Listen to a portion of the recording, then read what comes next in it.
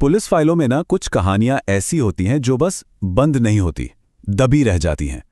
आज हम एक ऐसी ही फाइल खोलने जा रहे हैं, केस फाइल 27B। ये एक ऐसी कहानी है जो हकीकत और वहम के बीच की लकीर को पूरी तरह मिटा देती है। और जानते हैं सबसे हैरान करने वाली बात क्या है? पुलिस के पास भी इसका कोई जवाब नहीं है। ये फाइल आज भी अनसुलझा के ठप्पे के साथ कहीं धूल खा रही है। तो चलिए देखते हैं कि इस अनसुलझी फाइल के पन्नों के अंदर आखिर है क्या, और ये सब शुरू कहां से हुआ। तो देखिए, कहानी की जड़ें जाती हैं साल 2008 में। एक दुखद हादसा होता है, एक स्टूडेंट की मौत, और उसके बाद कॉलेज को हमेशा के लिए सील कर दिया जाता है। 5 साल तक सब शांत रहता है। फिर आता है 2013, जब एक कॉलेज की लड़की एक ऐसे लड़के से मिलती है जिसे उसके सिवा और कोई देख ही नहीं सकता था। और आज तक ये केस खुला हुआ है। ये समझना बहुत जरूरी है कि केस फाइल 27B कोई मनगढ़ंत कहानी या अफवाह नहीं है। ये एक ऑफिशियल रिकॉर्ड है, एक असली घटना जो एक छोटे से शहर में जंगल के पास 2013 में दर्ज की गई थी। और शायद यही चीज इसे इतना ज्यादा खौफनाक बनाती है। अब आते हैं इस कहानी के सबसे अहम किरदार पर।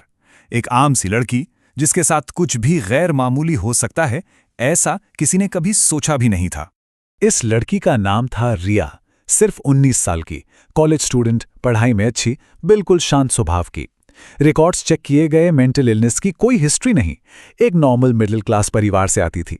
मतलब रिया वो इंसान बिल्कुल नहीं थी जिससे ऐसी अजीबोगरीब कहानियों की उम्मीद की जा सके। और फिर रिया की इस नॉर्मल सी जिंदगी में कोई आता है, एक लड़का जो सायों में रहता था। इस कहानी का सबसे बड़ा सबूत वो है रिया की एक डायरी जो पुलिस को मिली थी। उस डायरी के मुताबिक उसकी उस लड़के से पहली मुलाकात एक बंद पड़े सुनसान हॉस्टल के पास हुई। डायरी में रिया लिखती है, वो बिल्कुल नॉर्मल दिख रहा था, बस थोड़ा सा उदास था। उसने अपना नाम कुणाल बताया। सोचने वाली बात है, पहली मुलाकात में कुछ भी अजीब या डरावना नहीं था, बिल्कुल नॉर्मल। कम से कम रिया को तो यही लगा। और यहां आकर सारी कहानी पलट जाती है। देखिए, रिया की डायरी कहती है कि वो कुणाल से उस हॉस्टल में मिली, लेकिन ऑफिशियल रिकॉर्ड्स क्या कहते हैं कि वो हॉस्टल तो 2008 से बंद पड़ा है, पूरी तरह से सील्ड। रिया कहती है उसका नाम कुणाल वर्मा था। और पुलिस फाइल्स के मुताबिक कुणाल वर्मा नाम के एक स्टूडेंट की 2008 में उसी हॉस्टल में मौत हो चुकी थी, सुसाइड से। जब ये सच सामने आया तब तक बहुत देर हो चुकी थी। रिया की दुनिया बदल चुकी थी और उसका लगाव एक ऐसी दीवानगी में तब्दील हो रहा था जिसे देखकर किसी के भी रोंगटे खड़े हो जाएं। धीरे धीरे रिया का बर्ताव बदलने लगा।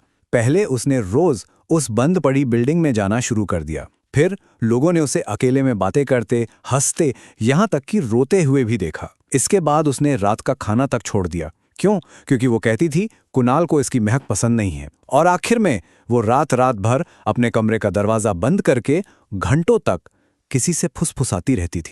लेकिन इस कहानी का सबसे खौफनाक पल वो था जब रिया के परिवार ने कुछ ऐसा महसूस किया जिसका उनके पास कोई एक्सप्लेनेशन नहीं था। एक रात रिया का छोटा भाई उसके कमरे के पास से गुजर रहा था और उसने रिया को कहते हुए सुना, मैं तुमसे प्यार करती हूं, भले ही तुम मर चुके हो। इस एक लाइन से सब साफ हो गया। रिया को उसे पता था कि कुणाल जिंदा नहीं है, पर उससे इस बात से कोई फर्क नहीं पड़ता था। और इसके ठीक बाद उसी रात पूरे परिवार ने घर की छत पर किसी के चलने की आवाजें सुनी। आवाजें बिल्कुल साफ थीं। जब वो लोग ऊपर देखने गए, वहां कोई नहीं था, दूर दूर तक कोई नहीं। ये घटना, ये आवाजें आज भी केस फाइल 27B में एक अनसुलझे तथ्य की तरह दर्ज हैं। तो आखिर में ये केस हमें एक सवाल के साथ छोड़ जाता है। भक्ति कहाँ खत्म होती है और वहम कहाँ से शुरू होता है? क्या ये सब रिया के दिमाग का एक खेल था, एक भ्रम, या फिर सच में कोई ऐसी ताकत थी जो उस रात उनकी छत पर चल रही थी? इसका जवाब किसी के पास नहीं है। बस एक अधूरी फाइल है और एक कहानी जो शायद कभी पूरी नहीं होगी।